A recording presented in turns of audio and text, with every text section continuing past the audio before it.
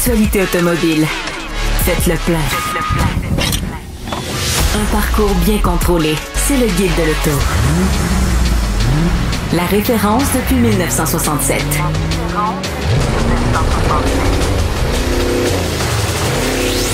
Le Guide de l'auto. Bonjour tout le monde, bienvenue au Guide de l'auto en compagnie de Hugues Gonneau et moi-même Antoine Joubert. Bonjour. Louis-Philippe qui brille toujours par son absence. Ça se demandait si c'est tout le temps en vacances, on ne sait pas. Incroyable. Non, il est parti conduire des bagnoles. Là, puis d'ailleurs, il va nous ramener des reportages assez le fun. Absolument. Alors, on va le retrouver très bientôt, Louis-Philippe. On va recevoir dans l'émission deux invités aujourd'hui.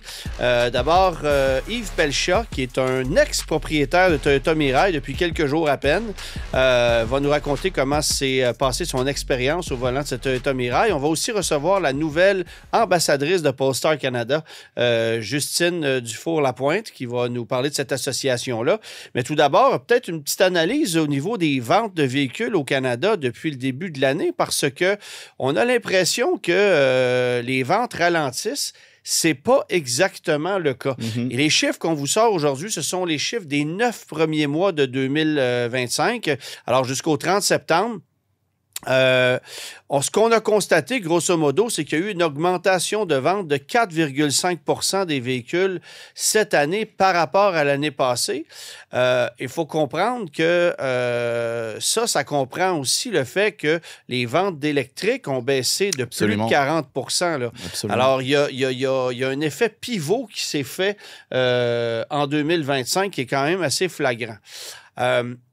Je vais commencer par les marques qui ont moins bien performé parce que il n'y a pas... Bon, les grands constructeurs, de façon générale, ont vu leur vente augmenter de l'ordre de 5 à 13-14 %. Là. On parle de Nissan, de Toyota, de Honda, de Ford, de General Motors, pas de Stellantis, on va y revenir. Mais je veux dire, les grands constructeurs, de façon générale, ça s'est relativement bien passé. Jaguar, qui vend déjà plus rien, moins 18,3 %. Maserati, qui vend déjà encore plus rien, moins 34,3 %. Légère baisse du côté de chez Mitsubishi Motors, 3 %. Ça s'explique par la disparition de la Mirage et par le retrait des subventions face au Outlander PHEV. Bien sûr. Alors ça, c'est pas... Dans 3 %, c'est pas dramatique. 3 %, c'est pas dramatique. Porsche, on est à moins 0,6 %, alors aussi bien pas le mentionner, mais on n'a pas suivi la tendance. Non, parce que le Canada se porte très bien pour Porsche. Il y a d'autres marchés où c'est la chute libre. Ouais, mais... Notamment la Chine. Oui, c'est ça. Chez nous, ça s'est relativement bien passé, tout à fait. Mais un peu moins bien que les autres marques de luxe qui, elles, ont vu leurs chiffres progresser. Ce qui était le contraire l'année passée. Alfa Romeo, sans surprise, moins 21,1 %. Dodge, moins 7,9 %. Ça, c'est le pire. Ram, moins 25,6 %. Ça fait des mois que t'en parles. Hein, et quand on sait que c'est la vache à lait de Stellantis, c'est doublement inquiétant. Jeep, moins 12,8 %. Deuxième vache à lait. Boom. Deuxième vache à lait, là aussi, ça va mal. Alors, quand on vous dit que chez Stellantis, ça va pas bien, ben ça, c'est le plus bel exemple. Bon, le constructeur qui a mangé une volée en 2025... Je sais pas. C'est Tesla. Ah, bah oui. Hein? Tesla. Bah oui. On va y revenir moins après. 74,4 % Alors ça, c'est une dégringolade pas à peu près. On a mangé une sérieuse volée. On ne l'a pas vu venir, celle-là. Et c'est pas une question de produit, c'est pas une question de disponibilité, c'est même pas une question de prix. Non. C'est, oui, une question de prix, pardon, parce qu'effectivement, le retrait des subventions a fait mal. Mais a fait mal aussi aux autres constructeurs. Mais c'est la faute d'un gars. C'est ça. D'abord et avant tout. Alors, il y a ça. Volkswagen, moins 1,7 %. Alors, c'est pas trop dramatique. Les marques qui se sont bien distinguées, Mini, plus 25,6 % Ça m'étonne. Alors, c'est uniquement dû à la nouvelle génération de la Countryman. Les ventes se portent bien. Incroyable. Lincoln, plus 25,4 %. Ouf, il était temps. Cadillac, plus 19,6 %. Ça, c'est Alors, très, très impressionnant. On parle de marques de véhicules qui sont plus traditionnelles. Oui. Preuve aussi, Genesis, plus 18,6 %. On demeure dans des véhicules classiques là, qui s'adressent à une clientèle plus traditionnelle. Ce qui est intéressant, c'est qu'il y avait une dominance absolue des Allemands. Et on a donné Cadillac, Lincoln pour mort pendant, et à juste titre d'ailleurs. Ouais. Mais je trouve ça intéressant de voir que justement ces marques traditionnelles, comme tu les appelles, reprennent du poil de la bête. Et je trouve ça très sain en termes de concurrence et d'offres pour les clients. Parce que moi, la méthode allemande avec les intérieurs noirs et le design qui n'évolue pas depuis 15 ans, je suis plus capable. Ouais. Donc de voir des marques qui se revitalisent un peu, qui vont remettre un petit peu de pression sur la concurrence, je trouve ça une très bonne nouvelle. Ben, Lincoln, Buick, Cadillac, tu sais, bon. Ça fait du bien. C'est ça. Ça fait du bien. Alors, Genesis, je vous l'ai mentionné. Chrysler. La marque Chrysler, évidemment, ça fait partie de Stellantis.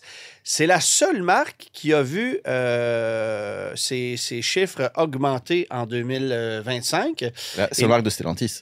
La seule marque de Stellantis. Et ça, il faut considérer aussi que Chrysler n'a qu'un seul produit. Un seul produit.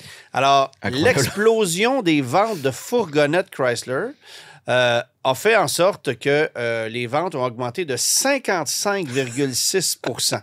Il y a eu beaucoup de ventes fleet, ventes au parc, mais quand même, dans un marché où Ram, Jeep, Dodge dégringole, de voir Chrysler voir ses ventes exploser de plus de 50 %, c'est quand même ironique. Preuve que la carrosserie mini-fourgonnette n'est peut-être pas encore complètement has-been et qu'il y a encore de la vie dans cette catégorie de marché. Et attends, là, c'est un véhicule qui a 10 ans d'âge. Mais oui!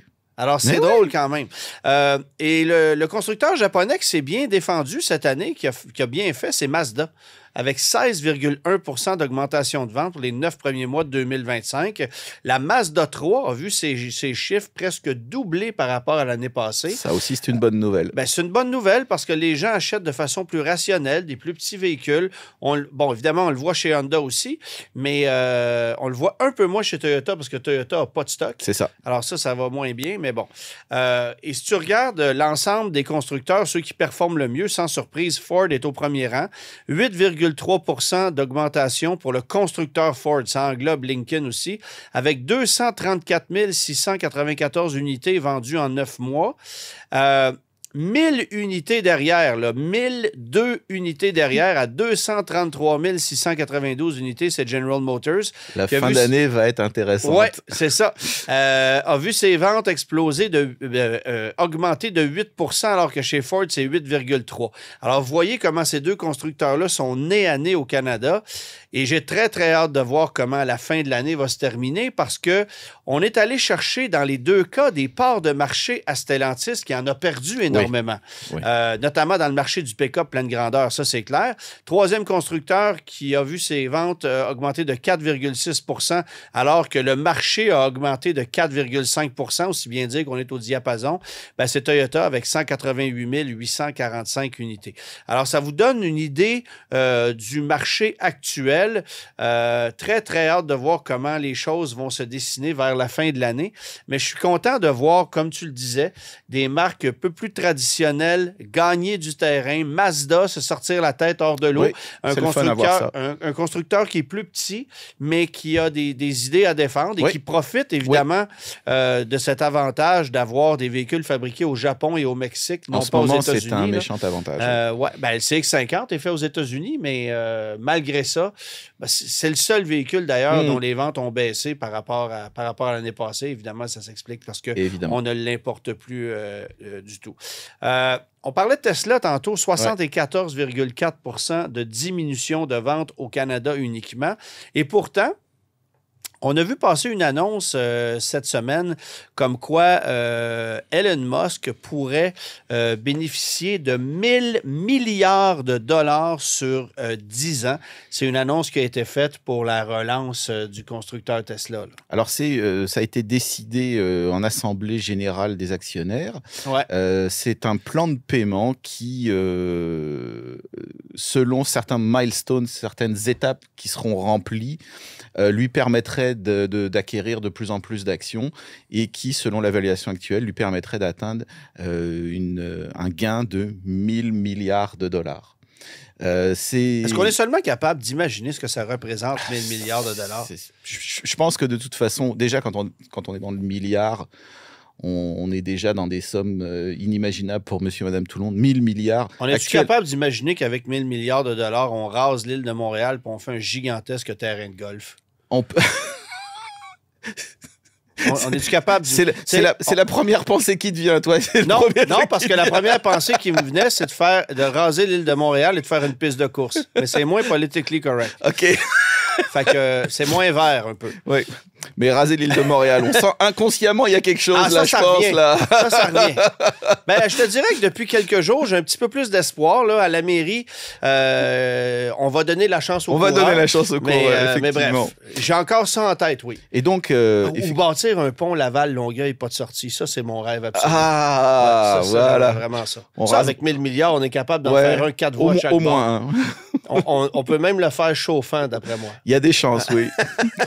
Et donc, les différentes étapes que Musk doit remplir sont délivrer 20 millions de véhicules Tesla et 1 million de robots.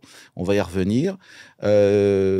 Obtenir 10 millions de souscriptions au système autonome FSD, Full Self Driving. Okay. Mettre en opération commerciale 1 million de robotaxis, dégager 400 milliards de profits et faire monter la valeur de Tesla de 1,4 trilliard de dollars à 8,5 trilliards. Et si c'est le cas, à ce moment-là, il pourra obtenir son plan en fait, ces actions qui lui permettraient de gagner en valeur 1000 milliards. Mais ça, c'est des objectifs qui sont sur le papier. Il faut quand même voir que la compagnie fait face à beaucoup de difficultés en ce moment. Les 1000 milliards, c'est pas gagné d'avance. Non. Il y a beaucoup de pression, que ce soit de la part des constructeurs chinois qui viennent bouffer des parts de marché partout dans le monde, que ce soit de la réduction, de la baisse du véhicule du marché électrique, du sous-investissement dans les nouveaux modèles. Il n'y a rien dans le pipeline. Le fait que le Cybertruck a coûté une fortune à la compagnie. Le fait que Musk dit, voilà, le futur du business, ça va être les robots humanoïdes. Ouais. Les robots taxis et l'intelligence artificielle. 3 marchés absolument non testés. Dont on ne connaît rien. C'est pas de dire ils vont se planter. Moi, j'en sais rien. Personne ne sait si ça peut marcher.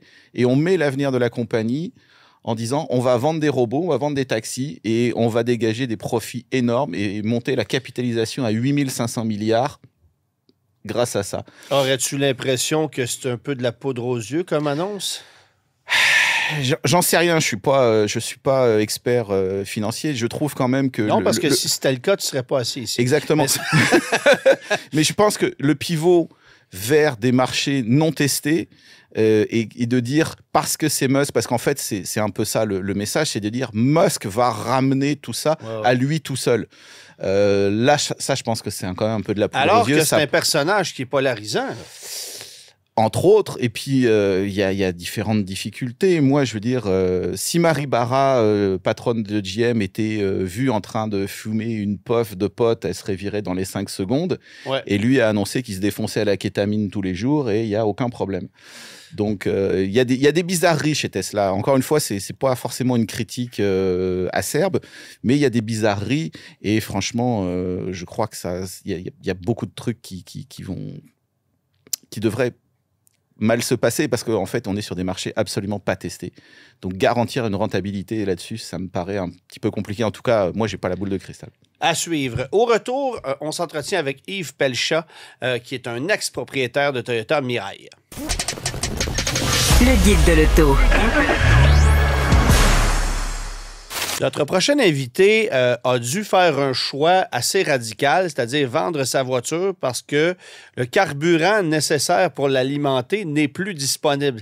C'est un problème assez sérieux. C'est assez contraignant, effectivement. Mais quand même isolé aussi, parce qu'évidemment, on parle ici d'hydrogène et des véhicules à hydrogène. C'est pas comme s'il y en avait eu des centaines de milliers chez nous. Non. On les compte, bon, peut-être pas sur les doigts d'une main, mais sur les doigts de quelques mains. Exactement. C'est ça, exactement.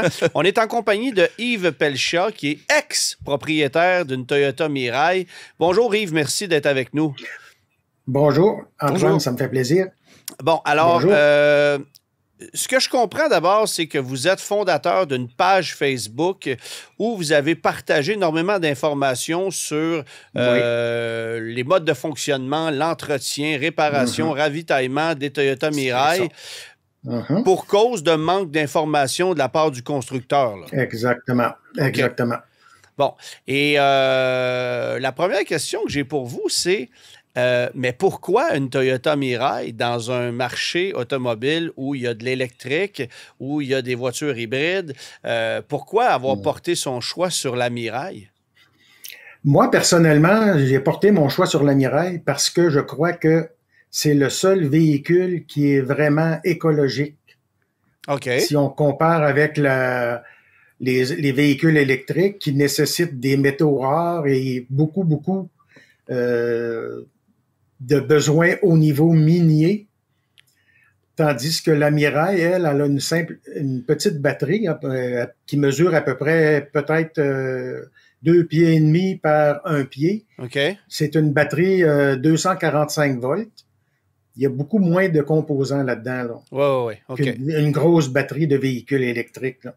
Et bon, la Mirai, évidemment, on sait qu'elle a été vendue au Québec en petite quantité, mais histoire de reculer un peu en arrière, il faut aussi souligner qu'il y avait eu une entente en 2019, si ma mémoire est bonne, avec le gouvernement du Québec. 2018. 2018, OK. 2018, c'est ça. Où le gouvernement du Québec s'est engagé à l'achat de 50 Toyota Mirai, mais aussi à la subvention d'une station de ravitaillement en collaboration avec les pétrolières Arnois pour que les acheteurs de Toyota Mirai et pour que le gouvernement du Québec, qui était propriétaire de cette cinquantaine de Mirai, puisse se ravitailler. Alors, tout a commencé là et c'est pour ça qu'on a vu quelques voitures à hydrogène se vendre principalement dans la région de Québec, forcément, parce que c'est là qu'était la station, là. Exactement. Il y avait une seule station dans tout le Québec, là. Qui était les ouverte au stations public. les plus proches, exactement. Ouais. Les stations les plus proches qui étaient ouvertes au public ailleurs qu'au Québec, c'était en Colombie-Britannique. Ça vous donne une idée. Et là, on ne peut pas parler de proximité. Ça là. fait un méchant détour, là, Non, pour aller mais faire le c'est plein. pas la Ça coûte cher de CAA pour se rendre là. Bon. Exactement. OK. Curieux de savoir combien est-ce que vous aviez payé pour votre Toyota Mirai, parce qu'à l'achat neuf, c'était une voiture qui coûtait 70 000 $ et plus, là. 73 000 $. Exactement. Moi, j'ai payé 16 500 plus les taxes. Ça, c'est en quelle année? C'était en 2022. Pour une 2019. C'est ça, exactement. Wow, Ma Mirai était une 2019, mais elle avait été mise en service en septembre 2021. Mon Dieu, OK. C'est toute une dépréciation. Ça veut dire qu'il y avait quand même un bassin de véhicules Mirai qui avait été importé par Toyota. Ouais. Et moi, la mienne, comme elle a été mise en service en 2021, je crois pas que c'était une voiture qui était parmi le parc qui avait été loué par le gouvernement du Québec. Oui, parce qu'il faut rappeler aussi que cette cinquantaine de voitures-là qui ont été grassement payées par le gouvernement, elles ont à peu près jamais servi. Les utilisateurs ne savaient trop quoi en faire. Il y avait des problèmes de ravitaillement durant l'hiver. Bref, elles sont restées stationnées la plupart du temps pour finalement être vendues à l'encan à des prix dérisoires. Mais vous avez payé 16 500 $, une voiture pratiquement neuve, mais qui avait 3 ans d'âge et qui se vendait à l'état neuf 73 000 $. On peut quand même parler d'une aubaine. Là. C'est une aubaine, c'est certain. Et moi, comme j'avais... Ma Mirai, moi, dans ma tête, à moi, ça n'a jamais été un plan A, là. À cause des problèmes qui étaient rencontrés avec le ravitaillement. Ouais. Moi, dans ma tête, ça n'a jamais été un plan A, là. Fait que j'avais quand même une autre voiture que je me servais, là...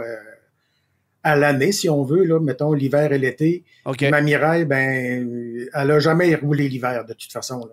A jamais roulé l'hiver. C'est Non, intéressant. elle n'a jamais roulé l'hiver, OK. cette auto-là. Parce C'est que ça. moi, il faut quand même que je raconte que je me déplace très souvent à Québec. Je sais exactement où est située la station-service, où se trouve la borne de ravitaillement. Et il y a un petit restaurant de l'autre bord de la rue où j'arrête de temps en temps.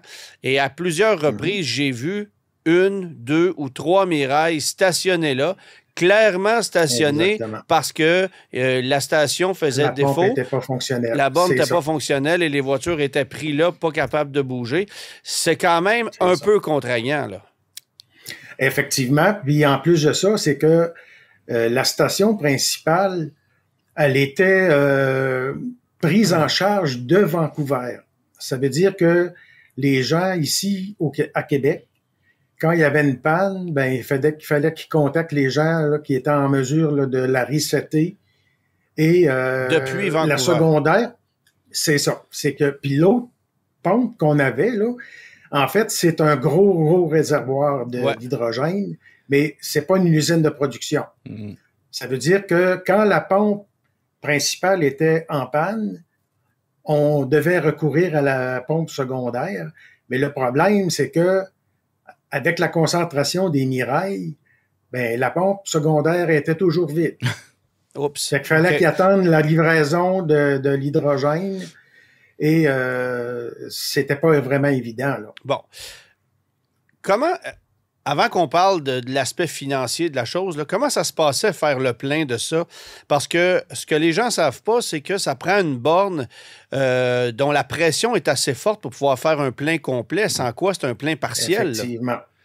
C'est ça, exactement. C'est qu'en fait, les véhicules à hydrogène peuvent s'approvisionner là, à 2 pompes différentes. Une pompe qui est la moitié de la pression, OK. qui est 5000 livres, et la pompe principale, elle peut ravitailler à 10 000 livres, 10 000 PSI. Et ça fait en sorte Fait que que vous êtes c'est une capable de pression faire externe. le plein. Exactement. L'autre, c'est on peut quand même faire le plein, mais ça prend beaucoup plus de temps là, au niveau de la secondaire. Là. OK. Et faire le plein, ça coûte combien? Moi, j'avais la carte Arnois. OK. Et cette carte-là nous permettait de faire le plein là, à 12,70 du kilogramme, parce que c'est vendu au kilogramme. L'hydrogène, c'est pas du liquide. Là. OK. Et c'est ça. Ils nous vendaient ça 12,70 pour plus les taxes. Fait que ça revenait à peu près 13 $ et 20 là, du kilogramme. Mais une voiture en contient combien? 5 kg. La Mirai de 2018 à 2021, elle contenait 5 kg. Ce qui veut dire 60 piastres pour faire un plein si on est complètement vide. Absolument. OK. Absolument. Puis ça me permettait de faire pas loin de 500 km là, dans des conditions optimales. Fait que c'est le prix de l'essence. C'est à peu près ça.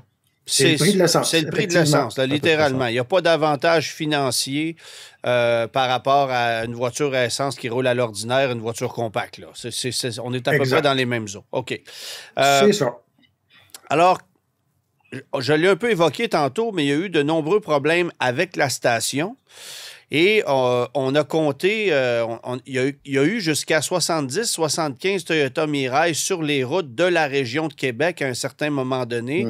Quand je me suis renseigné à la Société d'assurance automobile du Québec il y a quelques semaines, ce qu'on me disait, c'est qu'à ce moment-là spécifique, il y avait encore 48 véhicules à hydrogène d'immatriculés au Québec. Mais on peut imaginer qu'au Québec, ça veut aussi dire à Québec. À Québec. C'est ça. Et donc là, évidemment, il y a eu des problèmes avec cette station-là et Arnois a décidé d'annoncer sa fermeture, ce qui a évidemment eu un impact significatif sur ses 48 propriétaires de véhicules à hydrogène. Il y a peut-être une Nexo là-dedans, mais sinon, pour la plupart, ce sont des Mirai. Elle est disparue, elle, dans la brume. Là. On l'a jamais entendu. Je ne l'ai jamais vue personnellement à la porte. OK. Mais bon, quand cette annonce-là a été faite de la part de Arnois, qui visiblement n'en tirait pas profit, là, on peut comprendre. Non, c'est certain. Ben, qu'est-ce qui s'est passé dans votre tête avant qu'arrive la prochaine annonce dont on va parler après, celle de Toyota? Là? Ben, qu'est-ce qui s'est passé? C'est que, bon, évidemment que Arnois, c'est une compagnie En tout cas, moi, je les remercie parce qu'ils ont été d'avant-garde dans tout ça, l'hydrogène. Là. Ouais. Quand le projet pilote a été annoncé par le gouvernement du Québec, Arnois a levé la main puis ils ont dit présent. Ouais. Mais, non pas sans une certaine subvention, il faut le souligner. Là, mais... Oui, c'est certain, mais la pompe, elle a coûté quand même 5 millions là, à construire. Là. Je ne sais pas. On me dit à l'oreille qu'on n'a pas fait beaucoup de profit avec ça. Non, c'est certain. C'est certain. Mais comme je vous dis, je ne sais pas quels étaient les arrangements financiers entre le gouvernement et Arnois. Là, qui a payé quoi? Là, ça, je ne peux pas vous le dire. Mais les propriétaires de Mirail, évidemment, se sont retrouvés le bec à l'eau. Et là est arrivée, évidemment, la proposition de Toyota Canada de dire on est prêt à racheter vos Toyota Mirail parce qu'on sait que vous êtes pris dans une situation. C'est pas la faute de Toyota, qui n'est pas nécessairement responsable d'un réseau de ravitaillement. Absolument pas. Et Toyota aurait pu aussi décider de ne rien faire, mais ils ont quand même choisi de rejoindre les clients qui avaient des Mirail, qu'elles soient achetées d'occasion ou neuves, en leur faisant une proposition. Quelle était cette proposition-là? La proposition, c'était de racheter nos Mirail pour la somme de 14 000 $. Bon. Peu importe l'âge du véhicule. Moi, j'avais une Mirail 2019 qui avait seulement 8300 km. OK. Quand ils me l'ont racheté, mais il y avait des 2018 qui avaient 60-70 000 km. Mais 60-70 000 km avec une Mirail à Québec, il fallait virer en rond pas mal. Là. C'est ça. Il fallait rouler. Comme je vous dis, c'est ça. Comme je vous dis, c'était pas mon plan A, là. La Mirail, moi, dans ma tête, ça n'a jamais été mon plan A, mais il y a des gens qui n'avaient que ça comme véhicule. Oui, puis ça pouvait convenir dans le contexte où on n'avait pas de grands besoins de déplacement. Exactement. Mais évidemment, là, ça ne marchait plus. Est-ce qu'à ce jour, on sait si la grande majorité des propriétaires ont accepté l'offre de Toyota? Parce que si on ne l'accepte pas, ben on a une auto qui ne peut plus bouger, là. Exactement. Puis même, on ne peut pas l'envoyer à scrap parce que la scrap ne la reprendra pas. Ils ne peuvent pas vendre de pièces. Non. Il n'y a pas de pièces à revendre dans une Mirail. La seule autre solution, c'est de faire affaire avec un broker qui la transporterait du côté de la Colombie-Britannique où elle pourrait être revendue. Exactement. Peut-être un peu plus cher, mais Toyota va se charger de tout ça. Donc, Exactement. Moi, ce que je crois que, en tout cas, étant donné qu'il y a des pompes en Colombie-Britannique, plutôt que de les exporter vers les États-Unis à Los Angeles, parce qu'on sait qu'à Los Angeles, il y a quand même une centaine de pompes à hydrogène là, qui sont fonctionnelles. Ouais.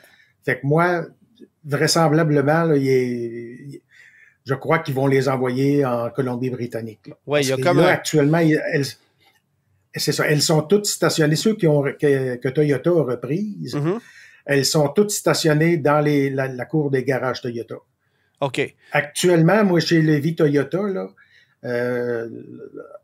vendredi, à la date de vendredi passé, il y en avait déjà 7 qui étaient stationnés, là, dont la mienne.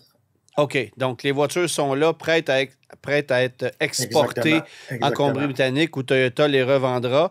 Et ce qu'on nous dit chez Toyota, c'est qu'elles ne seront pas revendues à profit. Là, évidemment, on n'a pas fait mention si on allait se padder avec le transport, tout ça. Mais l'objectif de l'exercice, c'était pas de vendre ces voitures-là à profit, c'était pouvoir les déplacer là où elles peuvent continuer à exister. Exactement. Mais évidemment, Toyota a profité de l'occasion pour faire une proposition à ses propriétaires. Absolument. Parce qu'ils ne voulaient pas qu'ils restent à pied. Alors, quelle a été cette proposition? Exactement. La proposition, c'était de nous fournir une Toyota BZ4X. Oui, on a encore 2025. De la misère à nommer le nom, nous autres aussi.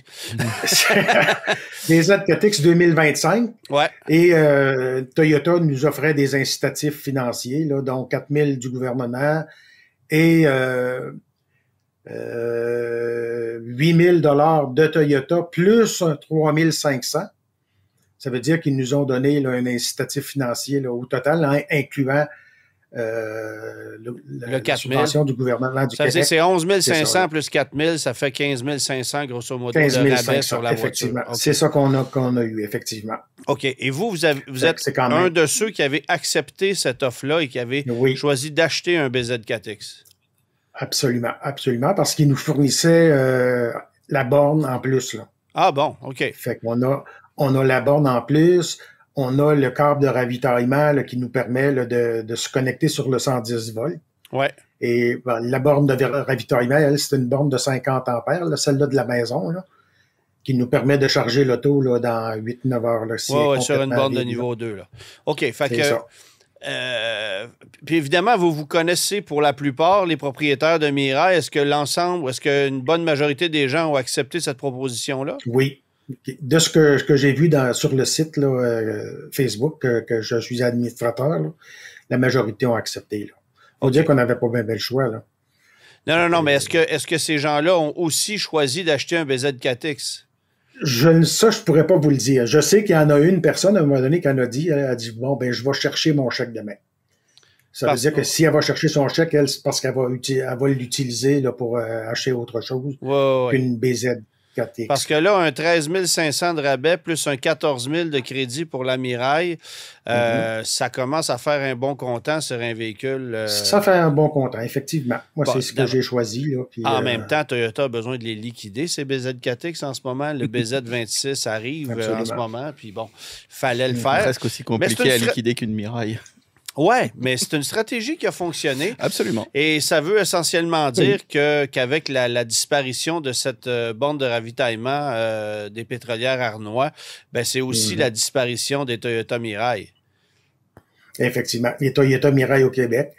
Moi, personnellement, ce que je crois, c'est que la Mirai était vraiment en avant de son temps.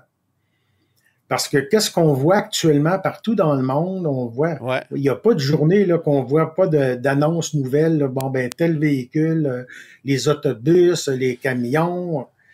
Je crois qu'on était en avant de notre temps par rapport que, c'est ça, là, la technologie là, était pas au point pour dire au niveau du ravitaillement. Là. Je sais que les stations en Californie, eux autres, ils n'ont pas le gel, là. Ils n'ont pas l'hiver, ils n'ont pas... Ils n'ont surtout pas un gouvernement qui souhaite d'abord et avant tout vendre de l'électricité. Tu marques un très bon point. C'est ce qui est un incitatif, parce que j'ai trouvé, moi, que le geste que le gouvernement avait posé en 2018 était un peu contraire à ce qu'on voulait réellement faire. On voulait pousser la voiture électrique pour vendre de l'électricité et contrôler l'énergie, et en faisant le pas vers l'hydrogène, même si indirectement, ça marche avec l'électricité. C'est ça, je veux dire, comment tu la produis, ton hydrogène? C'est ça. Ça demande de l'électricité. Ça demande de l'électricité, mais c'était un petit peu contraire à ce qu'on voulait faire quand même. Je pense que c'était une expérimentation. Ils ont fait le choix de voir si c'était intéressant, valide, avec les technologies qu'on avait à ce moment-là. Bon, globalement, ça ne s'est pas super bien passé. En tout cas, on ne peut pas dire que ça a été une histoire à succès. Non. Non, c'est certain. C'est certain. Puis il faut aussi dire que ce qui a sonné le glas aussi là, de la vente des Mirai au Québec, c'est quand le gouvernement a décidé de retourner les 45 voitures Mirai après la location. Oui. Après la location de 4 ans. Ça veut dire que à ce moment-là, là, les Toyota les rachetaient pas. Là. Ils ont repris les locations pour ensuite les revendre à des clients comme moi. Oui, c'est ça. Puis ça s'est retrouvé à l'encan. Puis là, de ce que je comprends, c'est que la station de ravitaillement des pétrolières Arnois est hors fonction déjà, mais que Toyota s'engage à amener une station temporaire à cet endroit-là pour encore quelques semaines. En fait, la station, elle est déjà là. Elle est déjà là. Ils appellent ça une station, ils appellent ça une station conteneurisée. OK. C'est un gros réservoir là, avec l'infrastructure, là, les pompes et tout ça, les valves. Mais transportable. Qui nous permet d'aller dans un conteneur. Ça veut dire qu'effectivement, à peu d'avis, là, Toyota, il y a des branches électriquement, là, puis ils partent avec. Là. OK. D'ailleurs, ça va se faire au plus tard le 7 décembre. C'est ça. Ce qu'on m'avait dit, c'est que début décembre, ça serait la fin des émissions. Alors, avis à ceux qui sont propriétaires d'une Mirai et qui n'ont jamais encore entendu parler de cette histoire-là, ben, il vous reste pas grand temps, là. Non, effectivement. Puis, le paradoxe là-dedans, c'est qu'il y a certaines personnes qui ont remplacé leur Mirai par d'autres véhicules et ils ont laissé en échange au garage. Ça veut dire que les garages, eux autres, ils sont pas nécessairement propriétaires en tant que tels au niveau Toyota de la Mirai. Ça veut dire que je ne sais pas si l'offre s'applique aux gens. En même temps, si un garagiste a payé une Mirai en échange 6, 7 ou 8 000 $ puis qu'il peut la revendre 14 000 à Toyota, ben, tant mieux pour lui. C'est un peu ça. Je ne sais pas si l'offre va s'étendre à ça. À suivre. Je sais pas. Dernière question. Est-ce que ça veut dire que vous allez fermer votre page Facebook? Non, pas pour l'instant. Il n'y aura plus beaucoup d'activité là-dessus. Parce que, non, je comprends. Par contre, mais comme je vous dis tout à l'heure, je crois en l'hydrogène. OK. On a la chance au Québec d'avoir de l'électricité qui est quand même à prix abordable comparativement à ce qui se paye en Californie. Bien sûr. En Californie, l'hydrogène est, je vous dirais, presque le double de ce qui se vend au Québec. Okay. Mais en contrepartie, Toyota, quand ils ont vendu des Mirai en Californie, ben, elles venaient avec des cartes d'hydrogène de 15 000 $. Ah, OK. Ça veut dire que le propriétaire, eux autres, là, mais le problème que les gens rencontrent maintenant, c'est que les cartes sont épuisées. Puis il n'y a plus d'avantage maintenant à utiliser une voiture à hydrogène en Californie. Non, mais en même temps, ils ont parce roulé que gratuit. l'hydrogène est trop cher. Oui, je comprends. Ben, c'est ça, c'est certain. Ça veut dire que vous allez continuer à alimenter votre page un peu, puis peut-être avoir l'espoir de voir revenir ça un jour si c'est possible. C'est ça. Ben, merci beaucoup, M. Pelchat, d'avoir pris le temps de nous parler. Et puis, ça m'a fait plaisir. Rest in peace par rapport à votre Toyota Mirai et à ces quelques Mirai qui restent encore au Québec. Oui. Une belle Mirai de 8300 km. Fait que ça veut dire que le propriétaire qui va l'acheter en Colombie-Britannique, il va avoir une belle voiture pour pas grand-chose. Elle est encore éligible pour être un démo. Elle n'a même pas atteint 12 000 km. C'est quand même fascinant. Absolument. Puis sur le site du gouvernement du Québec, elle est encore éligible pour la subvention. Oui, c'est ça. On ne peut pas dire qu'ils mettent leur site à jour tout le temps, mais ça, c'est une autre histoire. Merci beaucoup, M. Pelchat, d'avoir été avec nous. Ça m'a fait plaisir. Bonne journée. Bonne journée. Au revoir. Le guide de l'auto. Parcours l'actualité automobile sans dérapage ni accrochage. On est maintenant en compagnie de Justine Dufour-Lapointe, qui est la nouvelle ambassadrice de la marque Polestar pour le marché canadien. Bonjour Justine, merci d'être avec nous. Félicitations d'abord. Bonjour. Bonjour. Merci de me recevoir. On est en compagnie de mon collègue Hugues Gonneau. Bon, premièrement, j'étais curieux de savoir comment cette aventure-là a débuté, comment ça s'est dessiné. Oui, bien, c'est drôle parce que ça a commencé au début de l'été. Ma sœur et moi, Chloé, on a été invités sur le plateau de tournage de l'Académie du guide de l'auto. Puis, cette première apparition-là est arrivée pour nous. Puis, on a joué le jeu, on a eu du fun. Puis, en fait, c'est la première fois, que je m'assoyais dans un véhicule électrique comme les Polestar, puis j'ai juste tellement découvert quelque chose pour moi qui était incroyable, c'était de voir la puissance du véhicule, les freins, la rapidité, à quel point on sous-estime nos voitures. On peut vraiment les mettre à toute épreuve. Puis c'est vraiment comme ça que j'ai commencé ma première rencontre avec Polestar. Et puis de fil en aiguille, nous voilà maintenant première ambassadrice de Polestar au Canada. Donc c'est vraiment un honneur. Bon, là, vous avez conduit ce véhicule-là sur le circuit. Vous avez vu ce dont il était capable. Mais évidemment, de là à passer à ambassadrice de la marque, il y a des étapes qui se font. Comment ce processus-là s'est fait? Ça s'est fait sur quelques mois, si j'ai bien compris? Oui, bien, je pense qu'en fait, la première étape, c'était personnellement, de l'essayer puis d'y croire. Tu sais, je pense que pour être ambassadrice d'une marque, il faut soi-même y croire, soi-même être investi puis être passionné du produit. Puis pour moi, c'est comme ça que j'ai fait toujours mes associations dans le ski, dans le domaine sportif. Veux pas, c'est des items que tu utilises, des produits qu'il faut que tu endosses à tous les jours. Puis pour moi, c'est tellement important que j'aime les produits avec qui je m'associe. Donc, ça, c'était l'étape numéro 1. Donc, l'avoir essayé en vrai, c'est comme là que j'ai fait, OK, mais ces véhicules sont juste incroyables. C'est vraiment de la bombe.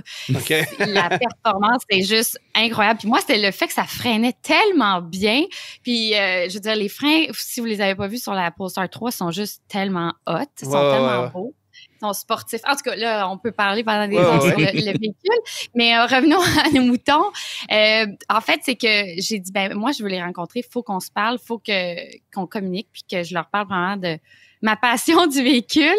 Puis je pense que dès notre première rencontre avec Polestar Canada, on a tout de suite eu un bel échange. Je pense clairement on a les mêmes valeurs sur innover, la performance, le désir de, je pense, faire les choses autrement puis se distinguer. Moi, j'ai eu la chance de me réinventer, d'innover dans ma carrière, dans ma carrière sportive. Puis je pense que, veux pas, c'est un message qu'on a en commun, puis des valeurs qui sont très fortes et veux pas, je pense que c'est aussi ça le but d'avoir des ambassadrices, c'est d'avoir des gens qui peuvent transcender et aussi pouvoir avoir la capacité de l'exprimer haut et fort. Puis je pense que pour moi, Polestar, c'était vraiment un mix et en fait, on avait les mêmes désirs de vouloir avancer. Puis aussi, tu sais, veux pas, moi, je pratique un sport qui est hivernal. Polestar, c'est vraiment une marque qui est suédoise, qui adore l'hiver, qui veut aussi, je pense, veut pas se rendre plus chaleureux. Une compagnie qui veut se rendre plus humanisée, se rendre plus accessible. Donc, je pense que pour moi, je rentrais vraiment dans ce rôle-là de pouvoir humaniser la marque. Ce sont deux personnalités qui collent, là. Exactement. OK. C'était ça l'objectif. Bon, évidemment, découvrir un produit, c'est une chose. L'art de le mettre en lumière, c'en est une autre. On a vu passer au cours des 30, 40, 50 dernières années, plusieurs personnalités publiques, vedettes québécoises qui ont été à l'avant-plan pour mettre en lumière des véhicules automobiles de toutes marques. Il y a eu des associations qui se sont terminées de façon abrupte, d'autres qui durent depuis longtemps, des histoires à succès, des histoires moins reluisantes. Là, on se souvient de Chrysler et de Norman Brathwaite qui avaient été pris en flagrant délit en état d'ébriété au volant d'une voiture qu'il représentait. Ça s'était pas bien terminé. Mais dans la plupart des cas, ça s'est bien passé et ça a eu surtout un impact significatif chez nous au Québec parce que c'est un marché un peu distinct et parce que les gens aiment s'associer à un porte-parole ou un ambassadeur lorsque vient le temps de se procurer un produit. Bon, l'histoire la plus claire, c'est celle de Marie-Pierre Morin avec Buick. Les ventes de Buick ont explosé. On ne s'attend pas moins chez Polestar de la part de Justine Dufour-Lapointe, qui, semble-t-il, nous aurait promis que les ventes vont quintupler du jour au lendemain grâce à cette nouvelle association. N'est-ce pas, Justine? Ben, écoute, je l'espère. On l'espère tous. Je pense qu'il ne faut pas non plus. on peut réinventer. Il n'y a pas de pression. Hein, tout va bien. Mais, tu sais, je pense que pour moi, personnellement, dans ma vie, ça va faire une grosse différence. Puis, dans toutes les associations que j'ai faites dans ma vie, je m'associe avec des marques que je crois que j'aime, que authentiquement, je me sens à l'aise et fière d'endosser. Puis je pense que pour moi, c'est ça la base d'un partenariat comme ça. Puis je trouve que cette marque Polestar sont tellement transparents puis authentiques dans leurs valeurs. Ils sont pas gênés de faire les choses autrement, puis ils sont pas gênés d'être mis de l'avant au niveau du footprint, du carbone. Puis pour moi, c'est quelque chose que sincèrement, je trouve admirable. OK. Puis c'est pour ça que je me sens tellement... aussi. Oui, c'est une toute petite équipe. C'est une petite entreprise qui commence, mais qui ose rêver grand. Puis je trouve que c'est tellement cool, en fait, personnellement, d'être dans cette équipe parce que je crois fondamentalement aux mêmes valeurs puis aux mêmes choses. Puis pour moi, dans ma carrière, c'est ça que j'ai fait. J'ai défriché des nouveaux chemins, des nouveaux terrains qui s'étaient jamais faits en devenant la première femme à aller sur le Freeride World Tour, qui était un sport inconnu au Québec. Et là, maintenant, je deviens la championne du monde, pas une fois, mais 2 fois. Ben, on partage la vision d'aller plus loin, d'aller plus grand. Puis je pense que c'est ça le message. Tu sais, oui, c'est Justine Dufour-Lapointe, la blonde sportive qui va conduire une Polestar, mais c'est bien plus que ça. C'est le message derrière. Puis pour moi, je pense que c'est pour ça qu'on fait, les deux, on s'est reconnus et on s'est vus à travers nos missions. Dans une association qui se fait naturellement, essentiellement, là. 100%. Puis je pense que toute association qui est faite naturellement et je veux dire facilement est digne de confiance. D'une part parce que quand c'est facile, ça veut dire que on n'a pas besoin de forcer pour rentrer un message. Puis les deux, c'est conjoint. On est heureux dans ce partenariat. Donc non, c'est vraiment excitant pour ma part. Puis je pense qu'il y a plein de prochains projets qui vont y arriver prochainement et j'ai vraiment hâte d'encore plus en partager avec tout le monde. Lesquels, notamment? On peut en savoir un peu? Ben non, mais je pense que cet hiver, veux pas, moi, je vais avoir la chance de pouvoir conduire. Parce qu'en fait, quand je suis arrivée au premier meeting avec Polestar, je leur ai dit, pour vrai, je serais vraiment, vraiment heureuse de pouvoir conduire une Polestar ici au Québec, mais encore plus en Europe. Puis là, ils m'ont regardé. Puis là, ils sont comme, OK, ben, c'est faisable. On va t'en trouver une en Europe. Puis là, j'ai fait, génial, parce que ma vie, moi, je suis ici au Québec à 50% du temps. Puis l'autre 50% du temps, je suis en train de courir en Europe, trouver de la neige, faire mes compétitions entre les Alpes, en France, en Autriche. Donc, il fallait que j'aille un moyen de me déplacer. Puis le circuit électrique en Europe est tellement incroyable. Bah ouais. On a un circuit électrique qui est super efficace. Puis pour moi, de pouvoir me déplacer aisément en Europe, ça allait faire vraiment une grosse différence, premièrement dans ma vie budgétaire, mais aussi le confort d'avoir son propre véhicule, de pouvoir avoir la liberté de se déplacer comme ça. C'est un gros, gros bonus dans ma vie, dans ma carrière sportive. Donc, veux pas, je pense qu'on va pouvoir me voir sur les pentes avec mon véhicule, pouvoir me promener à travers les Alpes, puis pouvoir créer du contenu qui est incroyable aussi. Tu sais, je veux dire, ici au Québec, on a des magnifiques paysages, mais on s'entend, les Alpes, on peut pas recréer ce qu'on a en Europe. À Saint-Bruno, c'est un peu dur. Oui, c'est sûr. Est-ce que à la base, vous aviez un intérêt pour les voitures ou ça faisait pas nécessairement partie de votre vie? En fait, tout récemment, je vous dirais que c'est devenu quand même quelque chose que j'aime et j'aime de plus en plus. Les voitures, la performance. Je pense que ça a été une découverte pour moi parce qu'en fait, mon copain, mon conjoint est fan de voitures, comme beaucoup d'autres hommes. Et puis, je pense qu'il m'a fait découvrir l'univers. Puis je pense que comme veux pas, pour nous les femmes, c'est différent. On a une autre perspective sur les véhicules. On a d'autres besoins. Mais d'entendre sa perspective qui est vraiment plus la performance, les moteurs, tout ce qui est...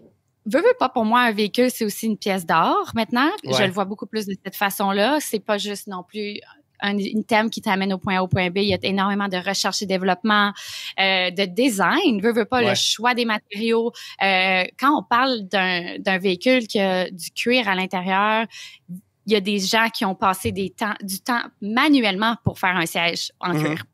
Puis, je pense que des fois, on l'oublie. On prend pour acquis beaucoup de choses dans nos vies qui sont tellement accessibles. Puis, depuis qu'en fait, mon conjoint m'a fait un peu découvrir l'aspect des vieilles Porsche. Lui, il est vraiment très passionné des vieilles Porsche, les 911. Bref, fait que j'ai eu la chance de découvrir un peu plus cet aspect-là du handcraft. Puis, je pense que ça m'a je pense plus la passion puis de vouloir découvrir. Puis tu sais, quand je vois pour moi une Polestar, ce que j'aime le plus personnellement de la Polestar, c'est tout l'intérieur. Tu sais, c'est une voiture électrique, on s'entend, là, 100% électrique. Mais tu rentres dans cette voiture et tu te sens vraiment dans une voiture qui est luxueuse avec un détail. Il y a un cachet très scandinave, très unique, là. Oui. Très unique. On sent quand même un peu Volvo qui est en arrière-scène, qui a fait partie de l'histoire de Polestar. Mais c'est une ambiance qui est incomparable comparativement, je trouve, aux autres voitures électriques. On sent vraiment une présence. Juste pour moi, de voir la ceinture de sécurité qui est jaune, est tellement bold, tellement... flagrante, tu sais, elle te le dit, tous les aspects qui sont jaunes sur une Polestar veulent être signe, en fait, de sécurité. Puis pour moi, je trouve que c'est tellement des détails qui font la différence dans la Polestar. Tu sens vraiment que c'est une voiture qui est sécuritaire. Puis pour moi, c'est tellement important parce que veux pas, je vais être dans des endroits où on peut recevoir des bordées de neige à pu finir. Puis il faut que ça soit une voiture qui est prête à tous les intempéries, qui est prête à vivre avec la glace, la neige, qui est 4x4, qui est prête à grimper les sommets des Alpes, puis veut pas, ça fait partie de mon daily life. Donc, c'est quelque chose que je prends en considération dans tous mes choix de véhicules.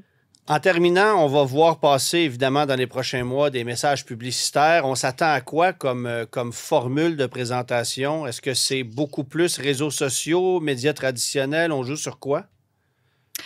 C'est pas encore déterminé, mais je pense que ce qu'on va être certain de voir, c'est des campagnes qui vont nous faire plaisir, des campagnes dans lesquelles on va oser arriver à amener, je veux dire, je suis une skieuse professionnelle. Ce que je fais le mieux dans la vie, c'est faire des backflips en ski. Donc, veux pas, je pense que c'est ça le but, c'est faire des stunts, des vidéos qui vont amener la voiture à rêver. Puis je pense que c'est ça que je fais dans la vie.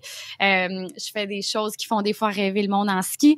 Donc, on va essayer de trouver l'utile à l'agréable, faire un projet où on va pouvoir s'amuser ensemble puis aller s'imaginer tous les concepts pas possibles, ben les amener en réalité. Je pense que ça va être ça notre objectif. Ben Justine, félicitations pour ce nouveau contrat. Longue vie à cette association-là. Évidemment, bonne chance dans les futurs projets. Merci d'avoir été avec nous. Merci beaucoup. Merci à vous. OK, bye-bye. Laissez faire votre clignotant. Entrez directement dans le guide de l'auto.